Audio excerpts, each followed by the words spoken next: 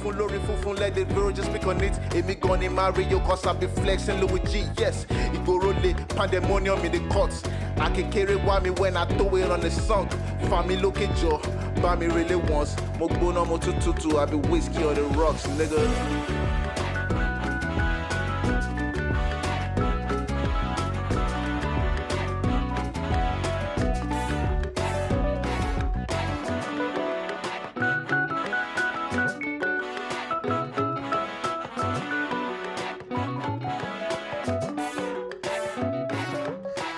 I've been thinking a lot, and I mean, what is the Nigerian dream?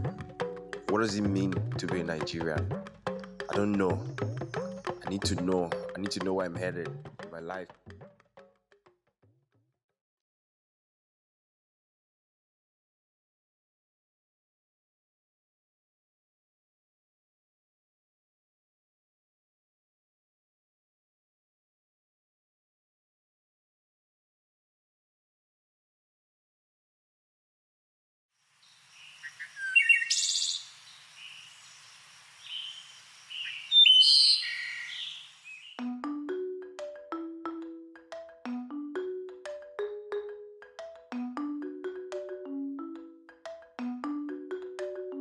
All this traffic leading to the promised land. Oga Maloba one way. Politicking in the hands of criminals. One bread, one vote. Oh yeah, line up. Opportunity comes once, it can never be regained. In some cases, if now one chance, it go wait.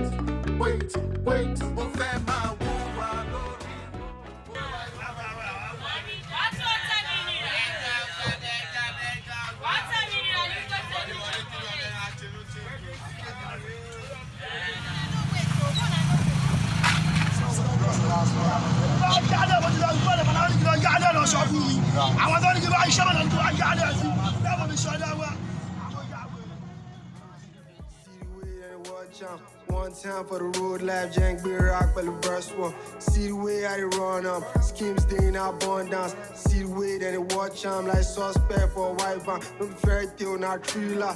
Money now my painkiller. Everyone knows how to raise your boo boo. Now runs girl, that's real life unscripted.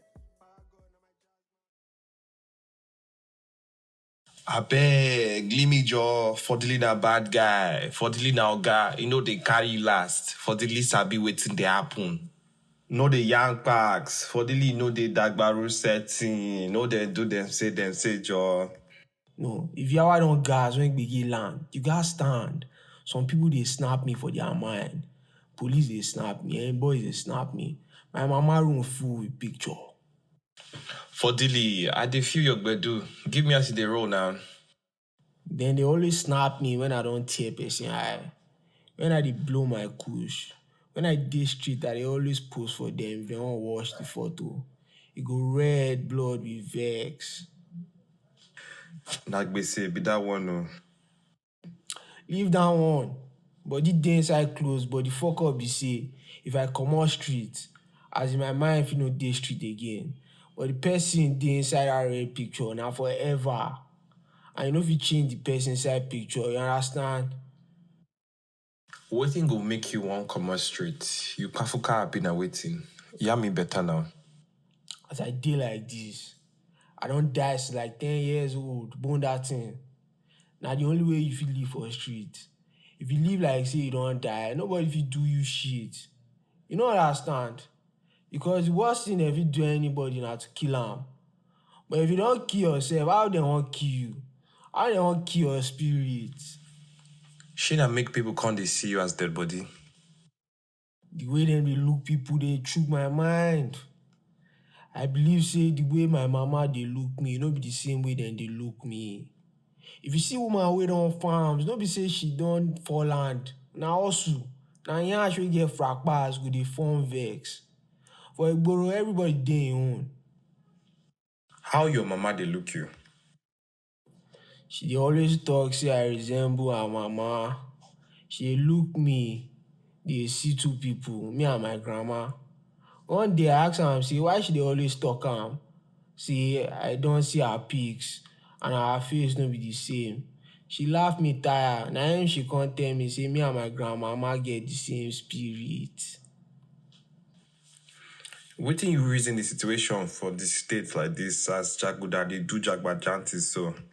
Man, na to do boju with government people. Them they drop fabo anyhow. I no fit face am. When man the economic yawa, but if they say happen, we been there. No need for gra. Man we carry bear for street. Now because say you no get money for clipper, you no sharp. If him hear Ebola, now him go jar first. Now bolo. Now to use am boil beans remains. When yawa gas, now to enter and fashi. Fia. If you sabi, you go flange your. Now confirm be that one. Wetin you dey tell people wey wan sabi? If you dey coded for shadow, e better pass make you dey code for people. Which kind of life na him you go see person pikin cack finish, come tear bread for water. You don use a fizzy enter kasala, and their head no correct. Gbagbe, man go reach when he go reach. The thing be say, dem no need dey do follow.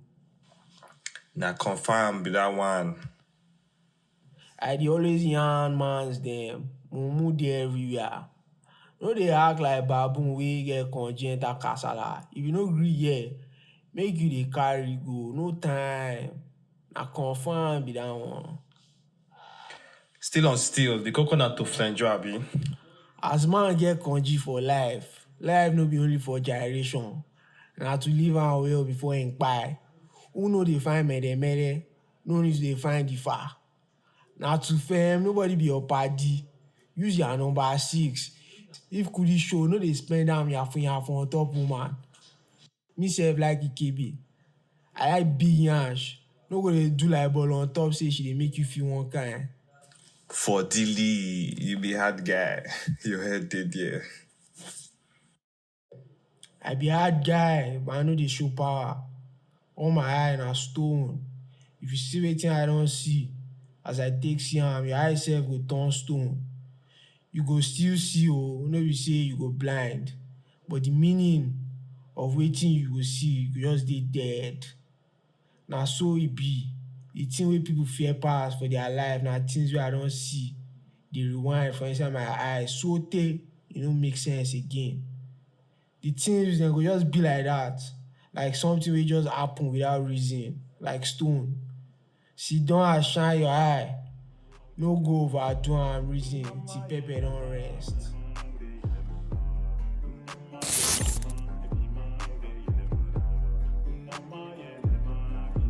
Brace up, it's a warrior's chant.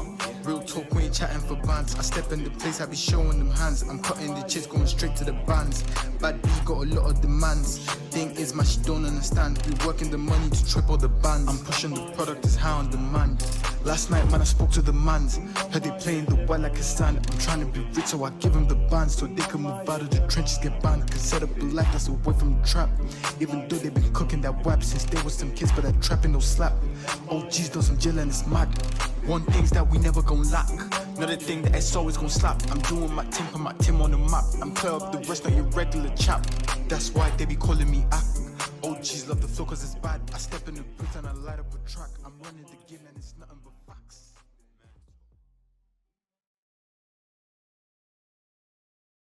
Gba 5,000 nínú owó tó ń pa tà ó tún lọ máa gbà á sí ó gbọ́ tí mo kó lọ máa gbà á sí wọ́n sì kó lọ sí wọ́n sì kó lọ gbà á sí.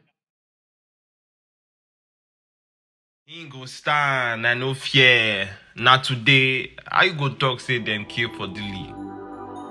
Yeah. Fordili don't die. Look, I was a young nigga, try to make plans like the Rain Man and his brain dance. It was bound to go, it was bound to fit, but somehow it ain't, man. I changed plans to my skateboard and my skate vans. I kicked out to great lands. I got real niggas and fake friends. I got friends that are fake as crash dummies. It's more lonely than ever before. But here come my delivery is tight like a package on every door. I'm learning to handle it more. Little talks were brief like suitcases. They tried to buy me in the bag, but I kicked them in the mouth, through teeth out of shoelaces. Who the fuck are these new faces? I can never get used to this. It's funny how they think that I'm doing it wrong, but I'm never gonna shoot to miss. That's why I spit such ruthlessness, cause there's truth in this. Said I never make it out of my own. So I packed my bag, broke my phone, hit the road, chased my dreams till I got out of my zone. Hi, Aàdesokan. How you doing? Hello, Azu. I'm doing great. Good to see you. How are you doing? I'm good. Good. Are you in Amsterdam or in Maastricht? I'm currently in Maastricht. I'm in my studio. I'm on a research residency at the Jan van Eyck Academy. Yeah, it's a cold, snowy morning here. Nice. So can we, we're here to review your new body of work that's showing at 4. And it's a really interesting project to have a live stream and a 24-hour installation right in the middle of Amsterdam. I think it's fantastic. Congratulations to you. The work behind that I see in your background is the reflection of what we're going to be talking about today. So for everyone who is curious about what we're going to be talking about, the motif behind Aàdesokan is the body of work that we'll be delving into. And it is called Fordili, a Cenotaphic Allusion to Cognition. Is that correct? Yes, that's the title. Can you tell me a little bit about the body of work from your perspective? What is Fordili, a Cenotaphic Allusion to Cognition? Let's unpack the title. I believe that the title of a body of work, especially with photography, is very important in setting the boundaries of what the artist is trying to achieve. So let's use that to, at the point of departure, to engage with the body of work. So this work was from 2016. It was a very critical time for me as an artist. I was still developing my visual language and my identity as an artist. And there were already signs. I could see that I like to psychoanalyze a lot. I was heavily affected by subtle undercurrents within the society I was in. This was also the final year of my bachelor's degree. I have a bachelor's in mechanical engineering, and there were a lot of convergences on the decisions to make what I wanted to do as an artist, what direction I wanted to go towards. And this was also a period of time where there was a lot of uncertainty. And I started to observe myself and my surroundings. I think this was also the first time I really just went outside of my own cognitive process, my own mind, to look within my society and, to receive what was around.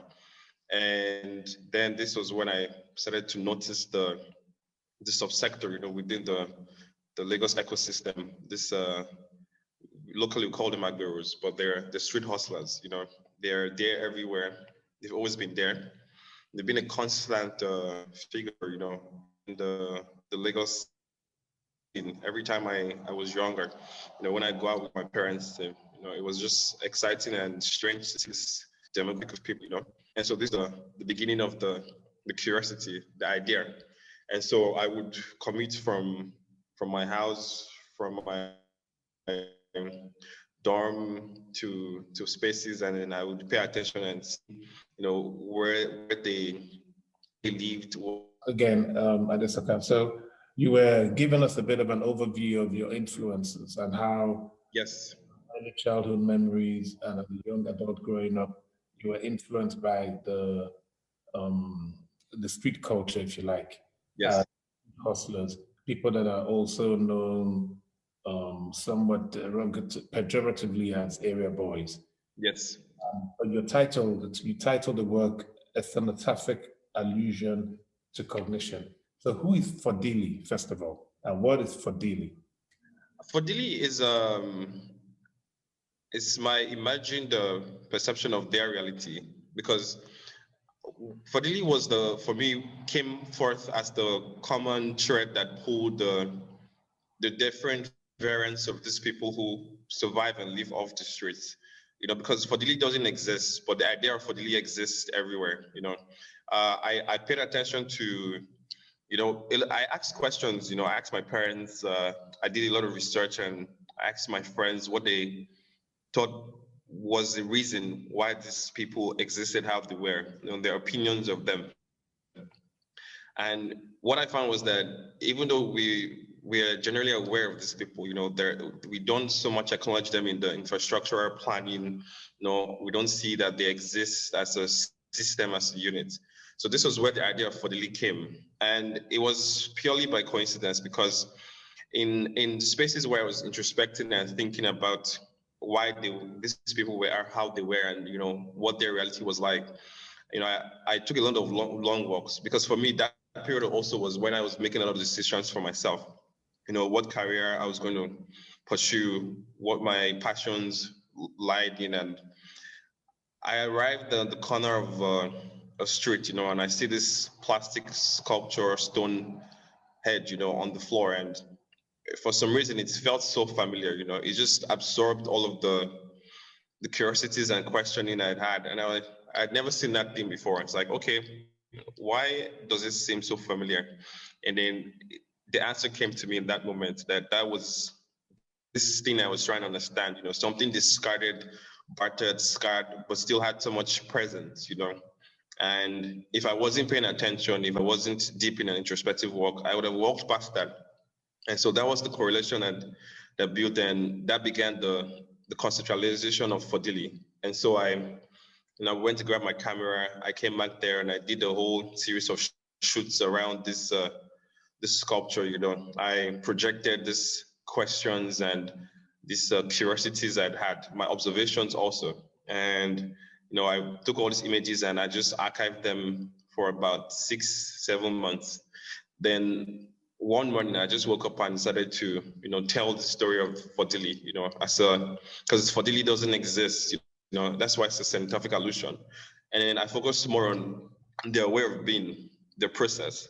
So not only did I just, create the body of images, but I also went in there and tried to dialogue with Fordili. And so there's also in the public program a voiced interview in Pidgin English, because that's the lingo that they speak.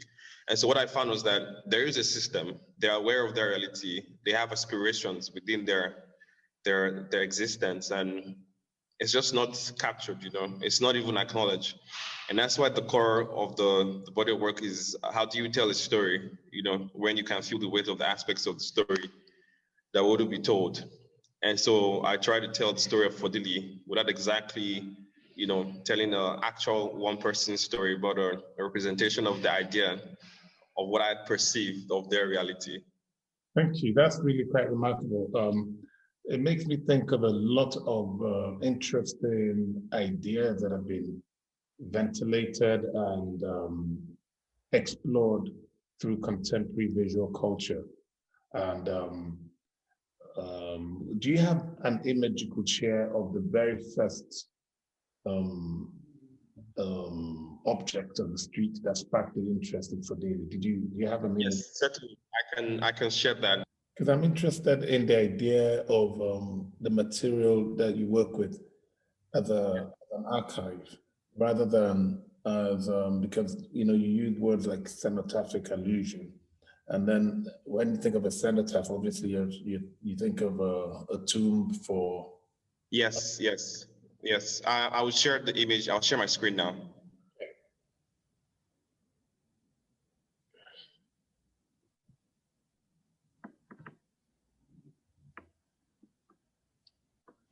So that's the image. That's the first image from the series. And it was just there, a headless statue. Where did you find the headless statue? This was in the University of Lagos. This was around the time when the art department was being moved away from where it was located. It was very close to the Faculty of Engineering. And I had, always taking walks around that route, because while I was doing my bachelor's degree, I was very much interested in the discourse around art things, philosophy and psychology. because when I was much younger, my father was a practicing psychologist, and I was already so deep into his book and his research, you know. And then while I was in university, because the bachelor's thesis for me was already getting so confusing, you know, and I had to find an escape. So I indulged myself in dialogues with my friends who were in art and philosophy. And so I usually took that route, you know, to reminisce about the conversations we had around that route. And I just saw it there. Someone had deemed that body of work done for, and just left it to his fate. And then that's where I arrived.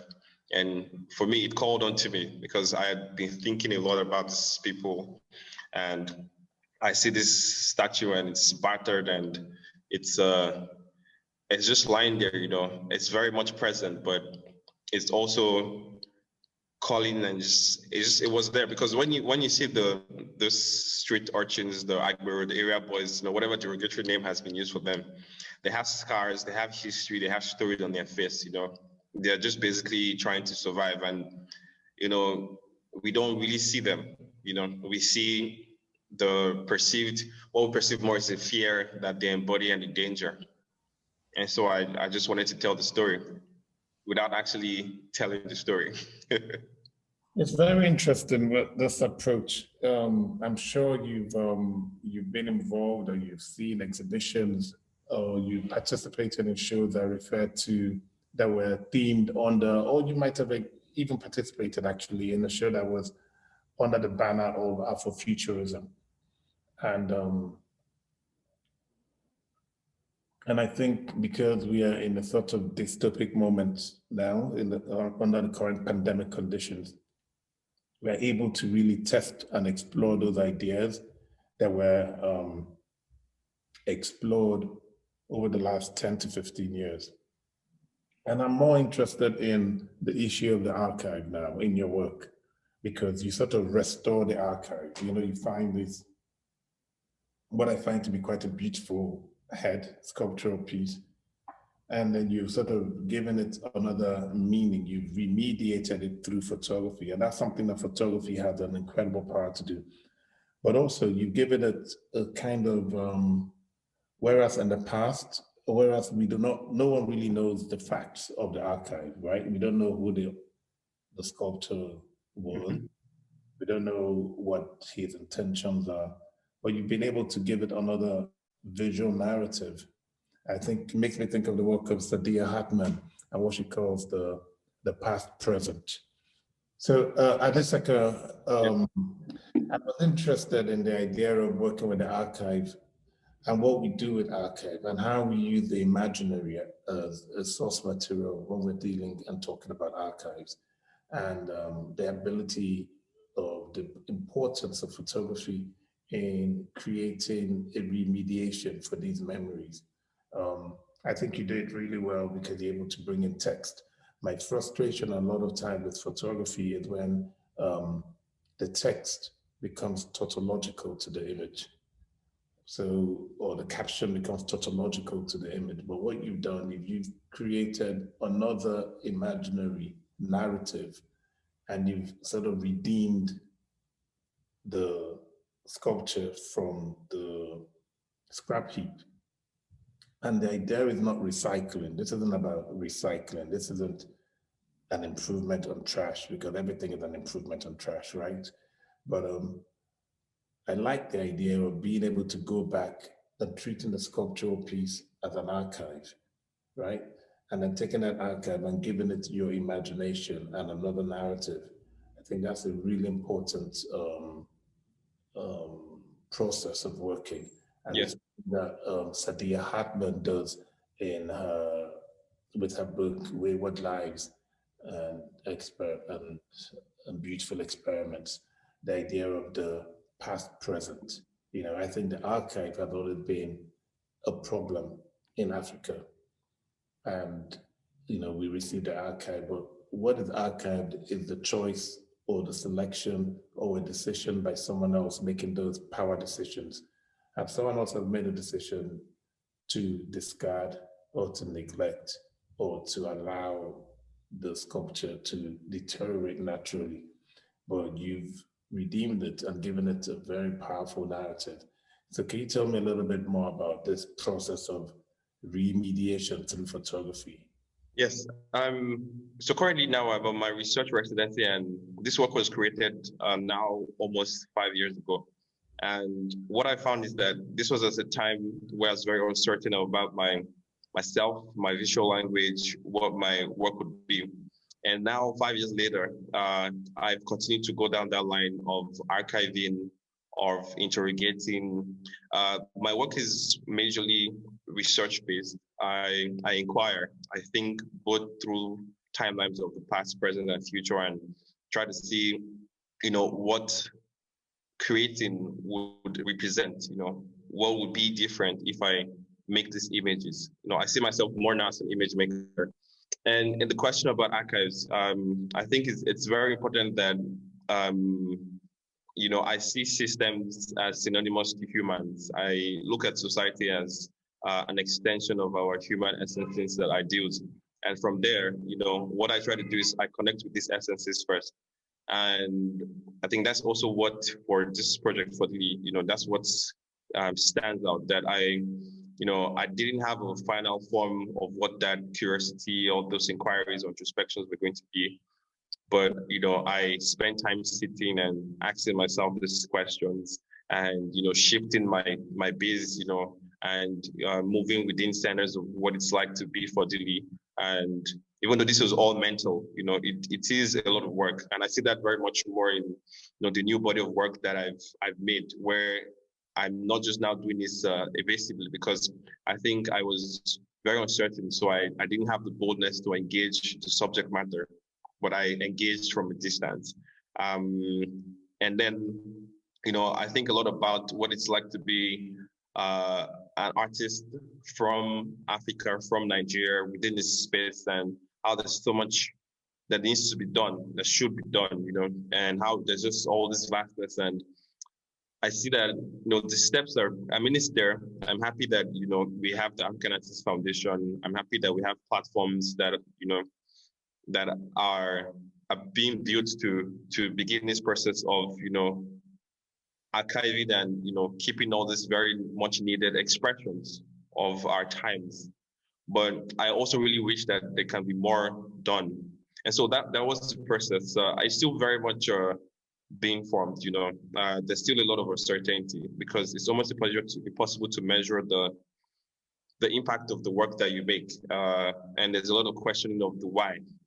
At first, why this project has stayed hidden for so long is because it was so conceptual to me then, and I was very uncertain of why do I not just engage directly? Why do I engage with the idea of, which is even my perceived idea of their reality, and then expand it into body work? And so that's the process in summary. I don't think I can give any clear-cut answers, but very much so, I've found the competency, and I'm now able to be much more confident in this very unusual process of speaking to things, and I'm happy because 5 years after, the project is still very much poignant in essence of what it says, and so yes, very much so. Thank you, Aàdesokan. That's a really incredible response. I'm interested in the way you use photography as a tool for decolonization, a kind of decolonial practice. So you stretch the boundaries of photography beyond its traditional limits. You also stretch the boundaries of language by incorporating Nigerian broken pidgin English, if you like, as a sort of as I say, not a tautological description of the work, but to create a narrative. And what I think is really impossibly commendable is the way you're able to sort of give the area boys, quote unquote, the Lagos hustlers, the agberos, the street urchins, another narrative through the dialogue you create and the visual representation of your work is something that I don't know that anyone else has done this. Everybody's always vilified. Okay, in visual culture, I don't know that anyone has done this. In literature, yes, Wole Soyinka has played a key role in writing them into plays. Trials of Brother Jero and all that. And giving them another sort of like, because the tendency is that the bourgeoisie of society in a viciously hierarchical society like Nigeria, the tendency is to look away. Yes. Notice. But through that's what I find to be really a beautiful sculpture, you're able to bring that into conversation, and that's really commendable. And the idea of the archive, the archive is what you choose to document, what you choose to store, to record, to take an interest in. And photography is constantly archiving. By photographing objects, you're immediately archiving them, right? But you're deciding that this is worthy to be archived, whether it's on your laptop, in your visual memory. Yeah. And then you talk about research, and the etymology of the word research comes from memory, seeking for something. Can you maybe share your screen and talk us through some of the images in your work and the beautiful rendition that you've done, so that we get a better understanding of your processes and your thought processes and what you're trying to do with your work? Yes, certainly I will. But also I wanted to speak about the interview because recently I had to translate the text, and then it took me into a whole new space that I didn't really consider, that how the pidgin has formed, and how it's a very much viable way of communication. I think in the text, because a lot of my work is always me trying to capture as much as I can the flow of the things I've thought of, and so even when it's finally presented, there's so much more that can be presented, because there are dialogues, there's a lot of collaborations. I work with a lot of artists in the process as the idea forms. And before I share my screen, it's almost impossible to, capture that, because I like to think that the bulk of my work is 80% let me use research as a word to, gather that up, and 20% the actual work of now forming the final image. So even if I share and show this work, there's still so much more that can be represented. The endless conversation back and forth, the sitting down in the streets or in the bus, trying to understand and be present, when these people have to go to altercations for payments, or where they have to medicate themselves to work, or at the end of the day, where you see them become a community. All of those spaces is not things that I can grab, but the essences of what I felt in those spaces are always very much so when I work through the image. And yes, research also as a way of also pulling from memory, pulling from intuition. And I think this really also came forward because this was 2016, when I was still very much uncertain if I was even going to show my works publicly as an artist, if I was going to even go down that line, because I was finishing my bachelor's degree in mechanical engineering. And I'm grateful for my friends, the artists, the writers' friends. What I usually just did was, I engaged them and just showed them what I was working on, and then, took from their perspectives. And they helped me see what it is that I was trying to say. But I would share my screen now. I would share so when I work on images, I keep all of so I'll just show you the project folder of Fordili.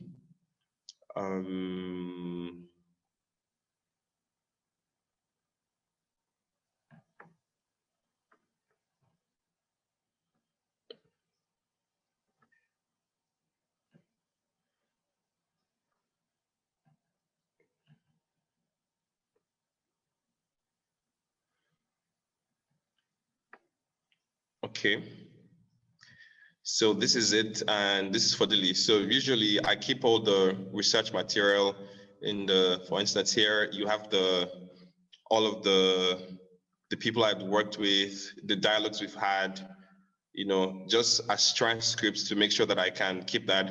Then this is also now the final catalog of work, and I could just give you a brief snippet into an example of text. So this was the first conversation I had. I need to stop sharing and then share this pop-up screen. So this was with writer Ohiole. I don't know if you see my screen.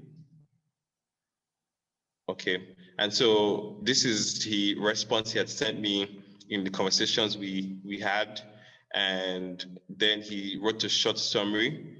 Then it also helps conceptualize the dialogue, you know. So this is his response into the energies of what the images felt like, you know. And then I captured that, and from there, you know, we pulled out the final interview. Then let me go also to the images, how they developed. So I'll show you the raw folder of the first, just a compilation of just a few images. Share screen. So this is the raw folder. And so you see the images from the series. Before they did the tries. This is me reposing Fordili here.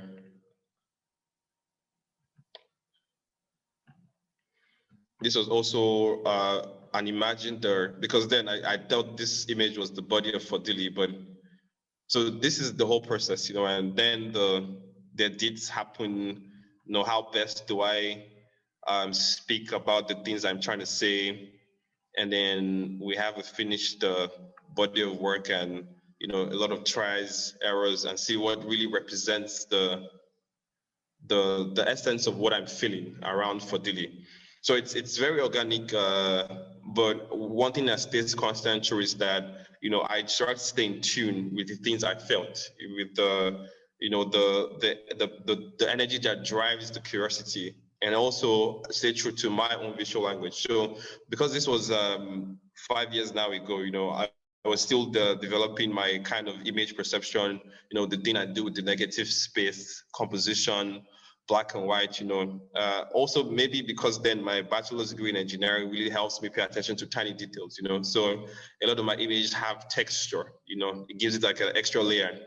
I think the goal I wanted was that I wanted the images perceived to supplant themselves in the subconscious, you know, because I also did a lot of readings on the subconscious theories, you know, in the psychology space, and how, you know, images leave an imprint and then it's just there, you know. And I think that's also what happened when I saw the sculpture, you know. My subconscious reasonings, thoughts, curiosities, you know, were just drawn into that.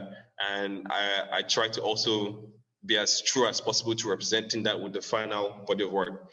And that's also the same thing now I've done with the installation, because then I've taken the image apart into its color component, you know. And so there are images that you would see at the Stenen Hoofd that, you know, only your eyes can piece that together, because I split the images into its color components. So the image is in there until you see and let light pass through. And so it's a play on the cognitive process of how we're every time perceiving images, you know, and then there are always multiple perceptions. And this is also me. Share the screen so that people can follow of the finished work that you're describing right now, so that the audience can follow and what we're talking about. That is the cognitive aspect of the image production. That's the final work? Yeah, the very final work, the final body of work as you exhibit it and present it at form in Amsterdam.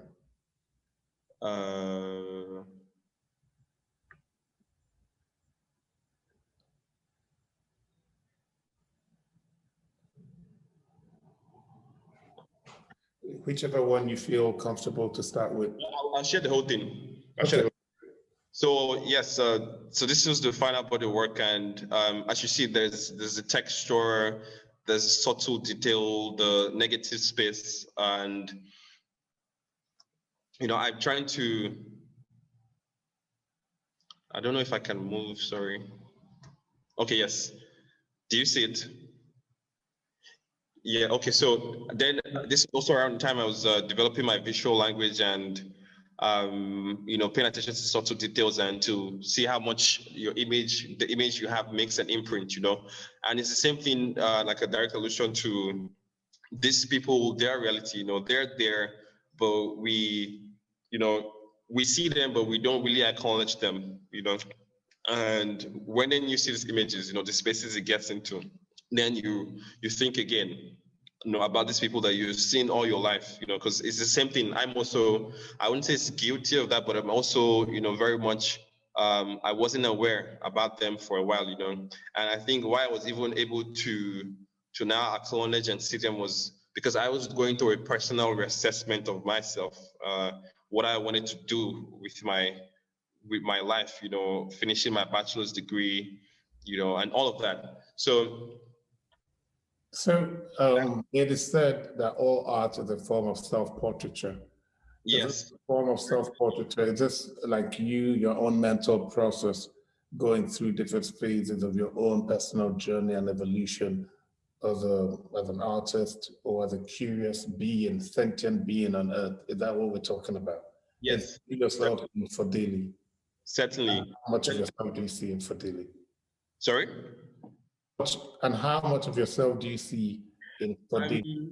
I think when I think about the body of work now, and when I look at the images, I remember the state of mind I was in, but also I think it's very important for me as an artist to reflect my surroundings and where I find myself.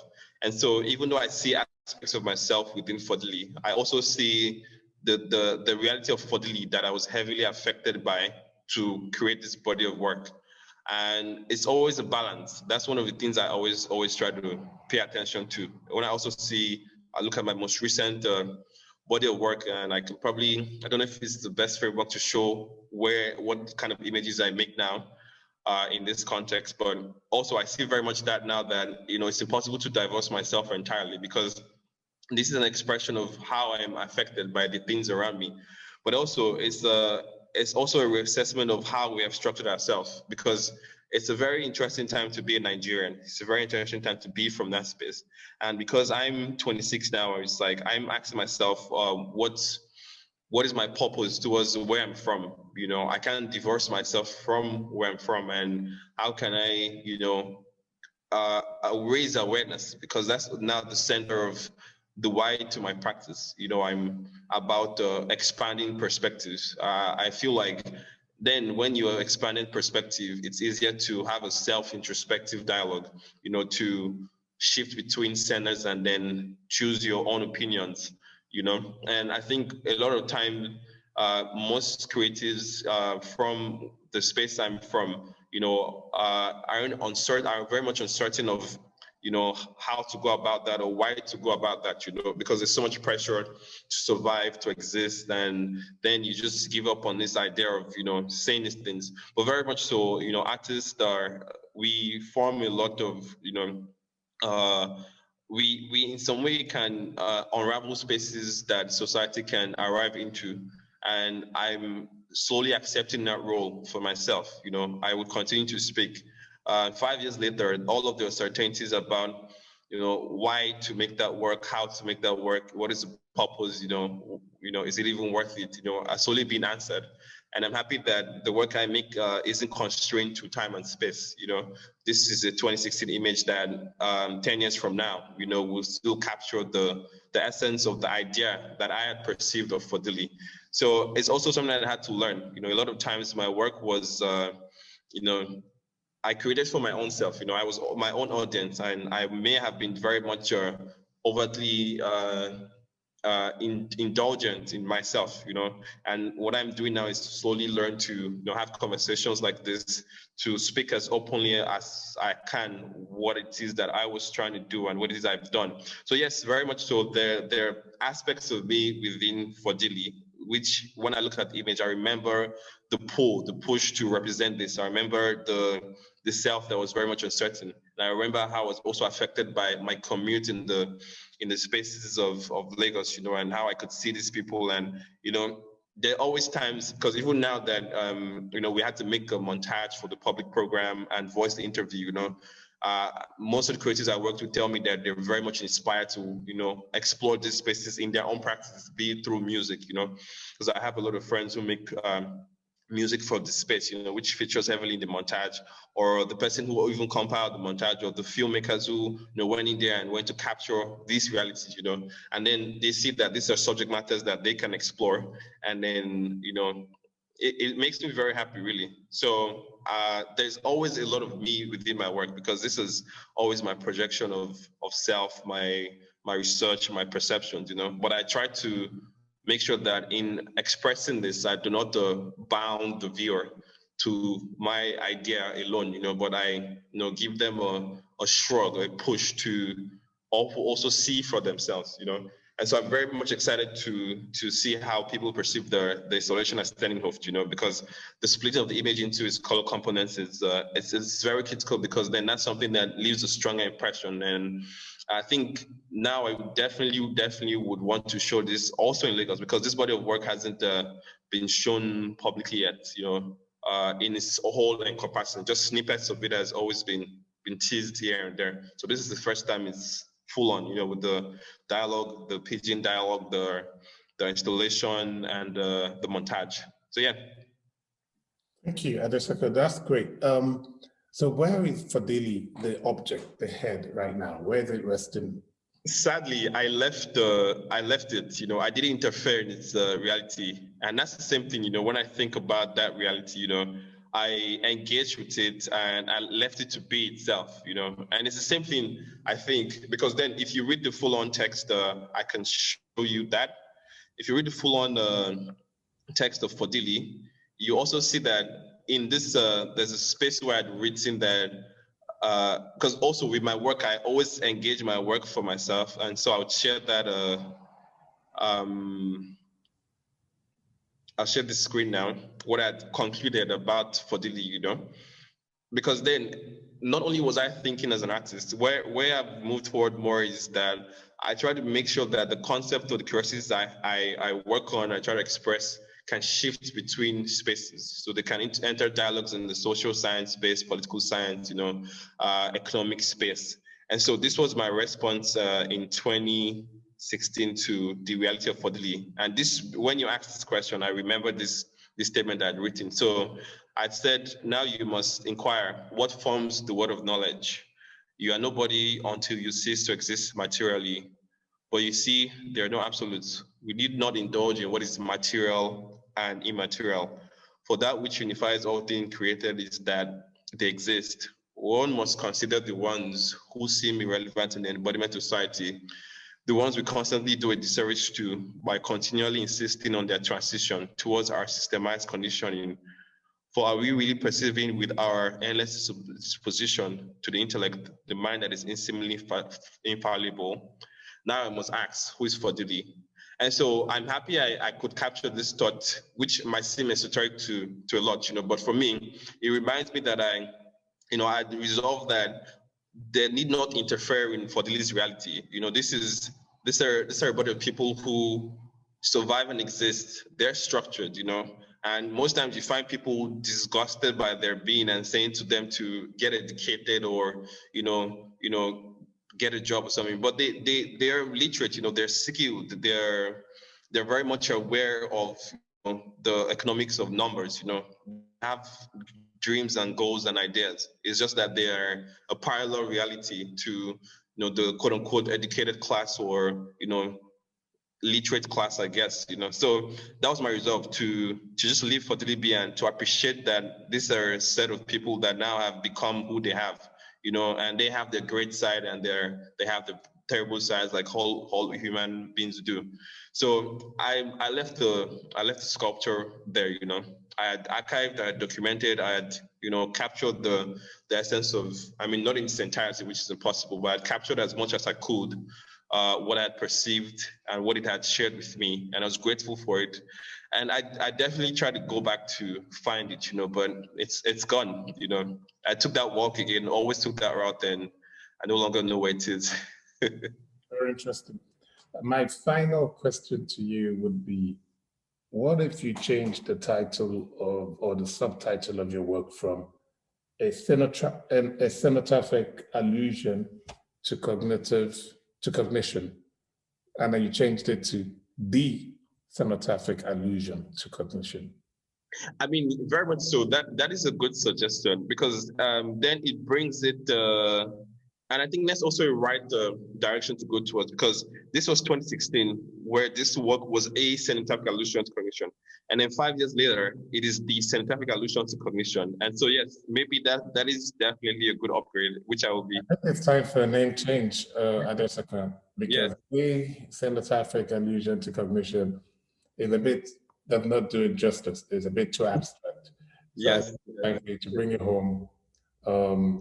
Thank you to FOAM for organizing this talk. I think the audience will be very impressed when they see your work exhibited in the center of Amsterdam, right there in the public space. I think this is a sort of, it's incredible that we're able to bring the memory, the archive, the story, and the narrative in a decolonized way to Europe.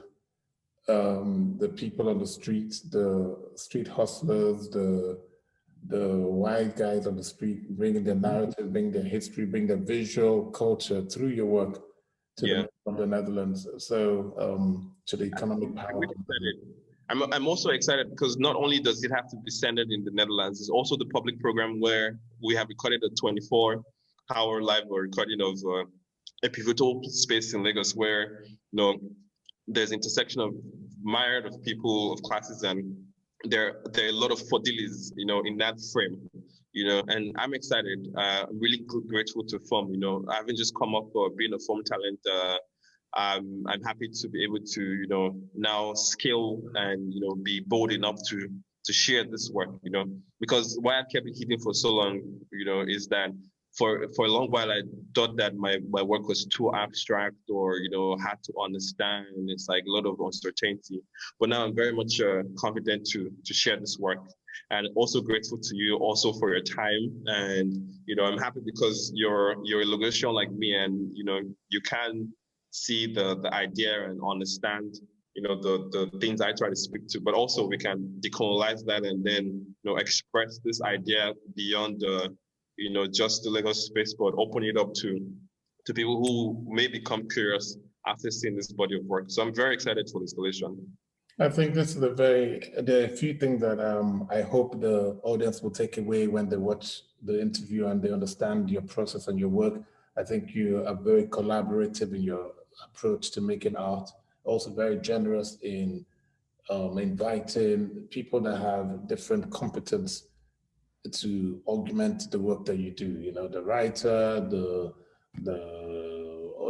team of artists that you work with, the people you bounce ideas off, maybe curators as well. I think it's really important in the sort of, under the current pandemic conditions, we have to rethink the way we make work. We have to rethink the way we engage with the audiences as well. We have to also rethink the way the structures that we've inherited, that we've normalized.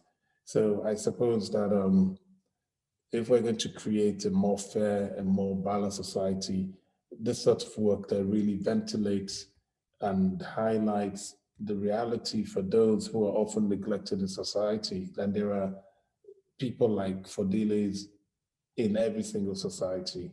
Yes. So I think it's a great credit to you, great credit to FOAM for recognizing your talent and for giving you the platform to show your work. So congratulations to all, congratulations to FOAM, and congratulations to you. And I hope to see the work. I hope to engage with it in some capacity over the next few.